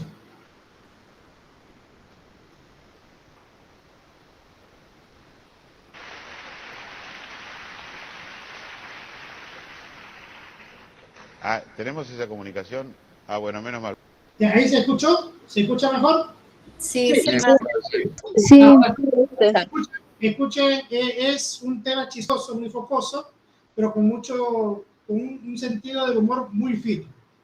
Vamos a terminar el programa con algo muy lindo para nuestros oyentes, una sorpresa realmente. Sí, estamos en comunicación con Londres, vamos a conversar con los integrantes de London Inspection. Bueno, digamos, antes que nada, que no fue nada fácil conseguir esta entrevista, ellos no le dan entrevistas a nadie. Son muy famosos. No, nadie se las pide. Hello. Hello. Hello. Hello, sí. Ah, era usted. ¿Podrían decirnos para Argentina y América Latina? ¿Y qué le pregunto? Algo interesante para nuestra tertulia. ¿Podrían decirnos qué hora es en Londres en este momento? 11:40. Traducí. No sé. Ah, está bien. 11. ¿Qué es eso? Y que se ve que no escuchan bien, que 11 la voz. 40, más fuerte. Claro. Ahora les vamos a hablar más forti. Por favor, ¿podrían presentarse para el público de Radio Tertulia? Oh yes, we are the group Somos el grupo London Inspection. en lo hondo del pecho.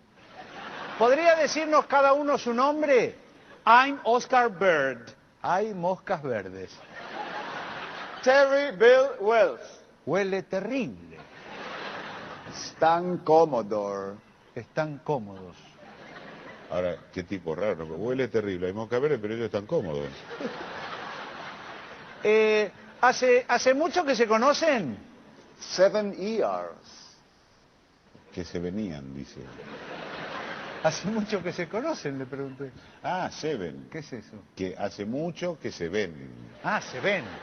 Lo pronuncia mal, no se les entiende, ¿no? Qué inglés cerrado, ¿no? Sí.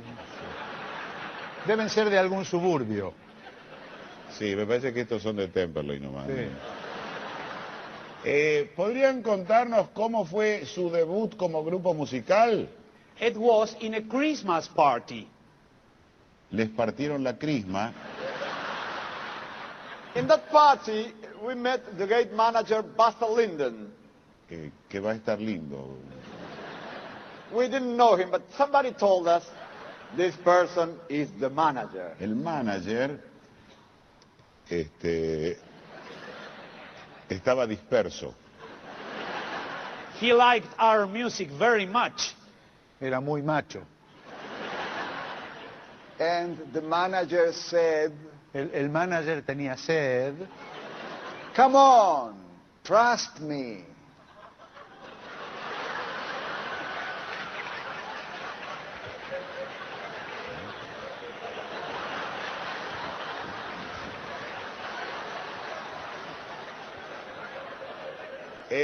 Continuation. He was a wonderful son of a bitch. Magnífica zona de bichos. And then I said, I want you. Tienen sed, aguante.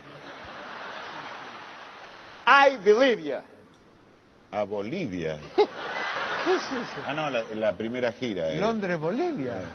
Está bien. No, el único peligro es que si vienen a Bolivia después vengan acá. Bueno, y ahora, ya para ir redondeating, ¿podrían decirnos para Argentina, América Latina? Y el conurbano también. ¿Podrían decirnos cuál es su mayor deseo? We want peace. No, está bien, pero digo... Pero... ¿Los tres a la vez? Yes, peace. Bueno, no queremos seguir reteniéndolos, ni que ellos sigan reteniendo. Claro.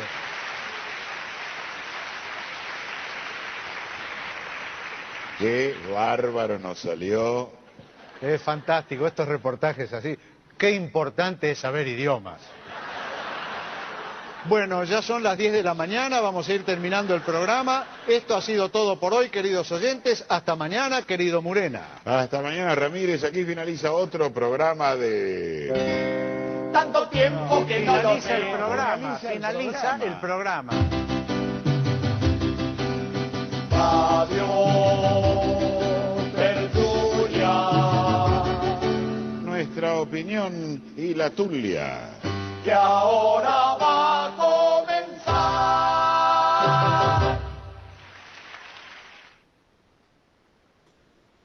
Bueno. Más o menos quería explicar un poquito el video cuando quería decirles sobre eso de los ejes transversales que habíamos hablado hace un momentito. A veces estamos como estos de Luthier, ¿no?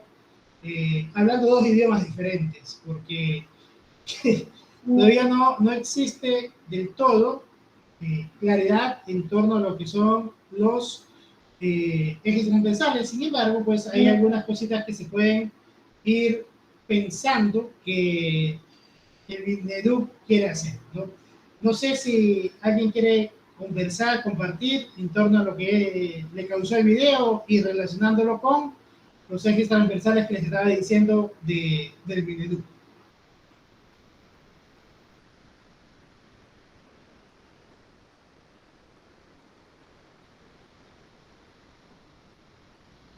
A veces uno, sí.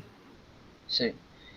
Bueno, acotando algo sobre el video, pues bien, divertido la verdad, pero se evidencia en que, como usted lo dijo, hablan diferentes idiomas y tal vez las personas que le hablan en inglés, así fonéticamente, simplemente le decían lo que ellos querían hacer con respecto a lo que ellos le preguntaban, pero como no los entienden, como no intentaban o intentaron anteriormente prepararse para enfrentar ese tipo de escenas, simplemente hacían o entendían lo que ellos querían, más no tratar de igualarse para poder empatizar y formar la comunicación como se debería hacer.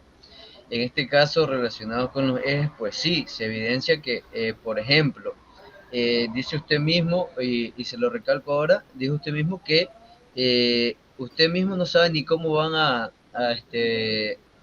implementar los nuevos ejes, porque ni el mismo ministerio sabe cómo. Entonces son cosas que también complican, pero a la vez nos dejan la reflexión de que tenemos el deber de poder mejorar ese tipo de actos o ese tipo de cosas para poder lograr lo que nosotros queremos, que es el éxito en educación individual y colectivamente. Eso más, gracias. Muy bien, John, muchísimas gracias. Sí, la verdad es que cuando yo estaba viendo el video, cuando yo estaba preparando esta ponencia, decía, a veces lo de los ejes transversales que me pidió Wilson, busqué información y no hay mucha claridad. Entonces, a veces se tiene un idioma, se habla en un idioma y los docentes entienden otra cosa, ¿no? Y es lo que quería transmitir en el video, ¿no? Puede ser que tengan toda la mejor buena voluntad, pero el mensaje no llega y se dice o se hace cualquier cosa. Y en torno a los ejes transversales del actual gobierno, todavía no se ha elaborado nada concreto. Se ha hablado de educación financiera, pero no se dice cómo se lo va a analizar, ¿no? Las imágenes que yo les presenté hace un momento, estas aquí, son los ejes transversales, ¿ya? Que están acá, aquí están, pero no hay mayor información. Bueno, aprender, si hay información, si usted encuentra, pero algo del BINEDUC que diga qué es lo que se va a hacer con esto, no hay algo tan detallado, ¿no? Igual, desarrollo sostenible y ambiente, esto es igual que lo que antes se denominaba el cuidado del medio ambiente, ¿no? Todo lo que tenga que ver con el desarrollo, con la naturaleza, y a veces sucede así, pues, ¿no? Que pasa, hablamos diferentes idiomas, entendemos una cosa diferente a lo que nos han querido transmitir. Recapitulando, ya quiero hablar un poquito sobre esta línea del tiempo, ya para ir finalizando. Hemos empezado nosotros, pues, hablando que en 1985, ahí tenemos a León Febres Cordero. Él fue el primero que elaboró un reglamento de la Ley de Educación con una constitución de 1978, un reglamento que era muy punitivo, muy sancionador para el estudiante y que no le permitía al estudiante poderse defender. En el año 2008 nace una nueva constitución en el Ecuador. Esta constitución pone derechos de los estudiantes, el debido proceso, lo que se necesita para trabajar de acuerdo a un sistema, digamos así, con garantías. Aquí aparecen las garantías jurisdiccionales, lo que es la presunción de inocencia, algo que no pasaba con el reglamento anterior o con la constitución anterior. Esta constitución, lamentablemente, bueno, para bien, digamos así, esta constitución hace que las reglas de juego cambien y que el reglamento de educación de Febres Cordero del 85 quede ya obsoleto. Es así que en el año 2012 Correa elabora un nuevo reglamento de la Ley de Educación. Este nuevo reglamento se omite cómo se califica la evaluación del comportamiento y se habla, se saca el acuerdo ministerial 434-12 para hablar un poco de cómo se tiene que calificar el comportamiento. También en el gobierno de Correa se sacan 5 ejes transversales, ya que se trabajan: educación sexual, interculturalidad, cuidado del medio ambiente, que se van trabajando a lo largo del currículum, ¿no? En el año 2016 se elabora el currículum. Aquí aparecen las destrezas con criterio de desempeño. El anterior había sido de 1994, que había trabajado Rosalía Arteaga con los hermanos de Subiría. Y este es el nuevo corpus de conocimiento que todavía rige el actual sistema educativo. Aquí habla de los indicadores de evaluación. Parece ser que es bastante bueno el currículum. Deberíamos tal vez cambiarlo para asemejarnos a los sistemas educativos colombiano, peruano, argentino, brasileño, que hablan de competencias y no de destreza con criterio de desempeño, ¿no? Eso podríamos hablarlo en otra ocasión, pero se los dejo como para que lo analicemos. Y por último tenemos el nuevo reglamento de la Ley de Educación, que yo les decía, lo asemejaba como un cangrejo, porque creo que ha habido un retroceso, sobre todo en lo que es la cuestión de la repetición escolar. Sin embargo, también ha habido algunas cosas significativas en cuanto a lo que es la evaluación del comportamiento. En lo que es el currículum seguimos igual. Aquí ha habido un nuevo cambio en los ejes transversales, ¿ya? Se trabaja tanto en la área comunicativa como en el área de lógico-matemático, que lo hemos visto hasta hace un momento. Eso es todo lo que les podría decir, y pues no me queda más que agradecerles y decirles que me encuentro en estas redes, en Facebook, LinkedIn, Twitter, Instagram, ¿no? Y YouTube también. Es un gusto, un placer haber compartido con ustedes, y ahora pues quedo abierto a alguna inquietud, alguna pregunta, algo que quieran decir. Máster, buenas noches. Un momentito a todos los compañeros en la sala. En este momento, en el chat de la sala, procedo a enviar el link del formulario de asistencia. Entonces, por favor, los compañeros que están aquí en la capacitación, proceder a llenarlo para posterior hacerles entrega de los respectivos certificados de esta capacitación. Ahora sí, alguna duda, inquietud, pueden proceder, que el máster nos va a ayudar con eso.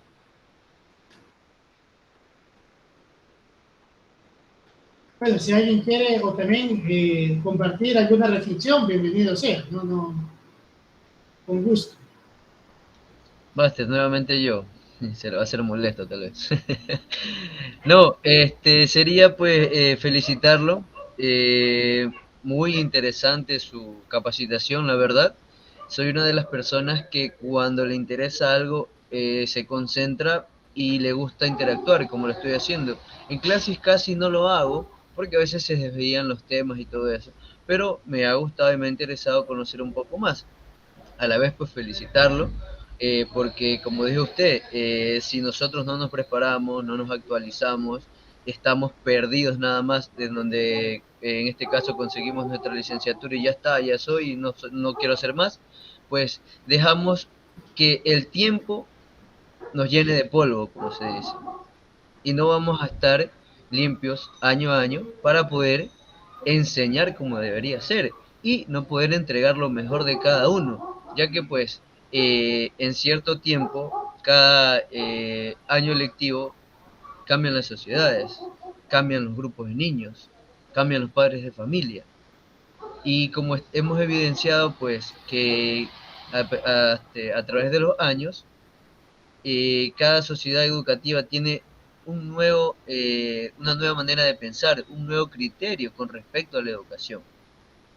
Entonces, eso, agradecerle, muy interesante, pues, y si se vuelve a presentar otra oportunidad para estar con usted en una capacitación así, pues encantado, máster, un gusto. Gracias. Muy bien, muchas gracias, Juan Carlos. ¿Alguien más que quiera? Buenas noches, sí, disculpe la interrupción, otra preguntita. Con respecto a los acuerdos ministeriales en la jerarquía en cuanto a la LOEI, ¿el acuerdo reemplaza a lo que está en el LOEI o complementa? Los acuerdos por lo general los hacen los ministros, ¿sí? Y ustedes pueden investigar en internet la pirámide de Kelsen, con K, Kelsen. Kelsen fue un jurídico que habló de cómo tenía que estar estructurado, por eso le puso la pirámide, y cómo tenían que estar estructuradas las leyes en un país. Y la primera ley, o la Carta Magna, es la Constitución. Entonces, tenía que estar la Constitución, de ahí seguían las leyes orgánicas, los tratados internacionales, las leyes orgánicas, los reglamentos y acuerdos que venían más abajo. Un acuerdo, por lo tanto, no puede estar por encima de lo que dice la ley. Ahora, hay vacíos en la ley que el acuerdo lo puede subsanar, lo puede solucionar. Como ustedes veían, por ejemplo, en la evaluación del comportamiento, yo les dije que el acuerdo 434-12 subsanó un vacío que no está en el reglamento, porque en el actual reglamento ya está en el artículo 378, creo ya, que era cómo hacemos para calificar el comportamiento, qué es lo que se tiene que hacer, ¿ya? Pero de ahí un acuerdo no puede ir en contra de lo que dice la Constitución ni en contra de lo que dice la ley, no puede. Si hay un acuerdo que salga en eso, la Corte Constitucional dice esto es inconstitucional y hay que derogarlo. Máster, en contexto de los chicos que pasaron el sexto año, llegaron al bachillerato, a ellos le cambiaron la normativa de las calificaciones para poderse considerar bachiller con un acuerdo. Por eso también le hacía la consulta. Hubo un cambio muy drástico en cómo se calificaba los del sexto año para poder llegar a ser bachilleres, pero solo fue con un acuerdo. Sí, yo sí me acuerdo de que, vaya la redundancia, sí tengo conocimiento y memoria de lo que sucedió. A veces, bueno, el acuerdo sirve para subsanar, para mejorar lo que a veces no está del todo claro. Los decretos presidenciales también son muy importantes y tienen mayor peso que un acuerdo. El decreto presidencial lo hace el presidente de la República. El presidente es un colegislador. O sea, a veces elabora leyes por vía decreto. Es lo que dicen que iba a ser Lazo en esta época que no existía la asamblea. Iba a gobernar a través de decretos y sobre todo decretos en la materia económica. Se podría iniciar una demanda de inconstitucionalidad por ese acuerdo, sí, se lo podría hacer, pero a veces es más complicado. Digo, ahí sí se podría hacer, pero no creo que afecte tanto, ¿no? Lo que trata es de regular. Es mayormente en lo que nos compete como docentes para saber en el futuro, cuando un acuerdo ministerial esté ejerciendo sobre la ley, saber nuestra postura, saber, es más por conocimiento. Si no hay claridad en la LOI, el acuerdo te da la claridad y te dice cómo tienes que actuar. Eso. Cuando hay un vacío, cuando no se sabe qué es lo que hay, cómo actuar, el acuerdo tiene que darte la claridad de qué es lo que tienes que hacer. ¿Sí? Lo elabora por lo general el ministro. El decreto ejecutivo lo elabora el presidente. Eso tomen en cuenta. Muy bien. Muchísimas gracias. Ya siento no, ahí faltan 7 minutos. No sé, ahora sí. Wilson, ¿hay alguien más que quiera decir? Hablar, compartir. Bueno, si de pronto alguna compañera o compañero presente pues quiera manifestar alguna inquietud, interrogante de usted, pues aproveche el momento, ¿no? Si no, yo de lo contrario, a ver, por aquí alguien. Sofía. Hola Sofía, consulte. Sí, bueno, ante todo, Máster, muchísimas gracias por darnos esa apertura de esta capacitación que usted nos enseña, y creo que me ha hecho pensar bastante de que nosotros necesitamos como futuros docentes tener esos cambios dentro de la educación, y eso es muy bueno porque de verdad que la educación en nuestro país todavía seguimos viendo cosas un tanto positivas y algo negativo, pero de verdad que se debe mejorar bastante y se debe dar libertad en la parte de la educación. No debe haber ese tipo de discriminación, de ser a un lado por el hecho de, bueno, estar embarazada o no. Creo que esas cosas parece ser que por más que sea un tabú, prácticamente nosotros debemos de mejorar, cambiar más que todo la educación y construir un mundo lleno de futuro. Muchas gracias. Ok, muchas gracias. ¿Alguien más? ¿Alguna otra compañera o compañero?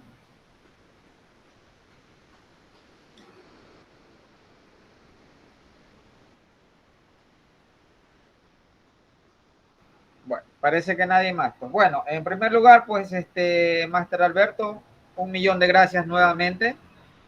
Siempre muy interesante todo los conocimientos que usted nos imparte. Muchísimas gracias. Usted coincide con el pensamiento que muchos de los docentes que tenemos actualmente nos han indicado, pues, ¿no? Que debe ser una premisa de nosotros como futuros docentes estar constantemente capacitados. Y ese es el objetivo de estas capacitaciones. Por eso que, a diferencia de la capacitación del semestre anterior, este semestre pues me enfoqué más en que los compañeros aquí presentes fueran de la carrera de educación. Ya tenemos aquí de semestres intermedios hacia arriba, entonces está más cerca esa titulación, pues, ¿no? Entonces es muy bueno y es muy provechoso para nosotros recibir todos estos conocimientos. De parte de la comunidad estudiantil online SEO, muchísimas gracias, Máster, por su ponencia, por su tiempo, por sus conocimientos. A todas las compañeras y todos los compañeros presentes, pues agradecerles también su presencia, su participación. Van a seguir más capacitaciones, ya espero que la mayoría se hayan inscrito. Y pues bueno, la idea y la premisa es seguirnos capacitando y preparándonos de la mejor manera posible, pues, ¿no? Ya se envió el formulario de inscripción, pues espero que lo haya llenado, pues, y vuelvo y repito, en el grupo de WhatsApp, a los que se inscribieron, pues ahí se va a enviar los respectivos certificados, pero solo a los que han llenado aquí en la sala, porque tenemos 132 inscritos en el grupo y aquí tenemos solamente 109. Entonces hay que premiar la constancia. Muchísimas gracias a todos, Máster Alberto. Espero que se vuelva a repetir una próxima ponencia con usted. Bueno, un gusto. Que tengan una linda noche. Hasta luego. Gracias. Chao, chao. Pase bien, Gracias. Máster. Gracias. Muchas gracias. Buenas noches. Gracias.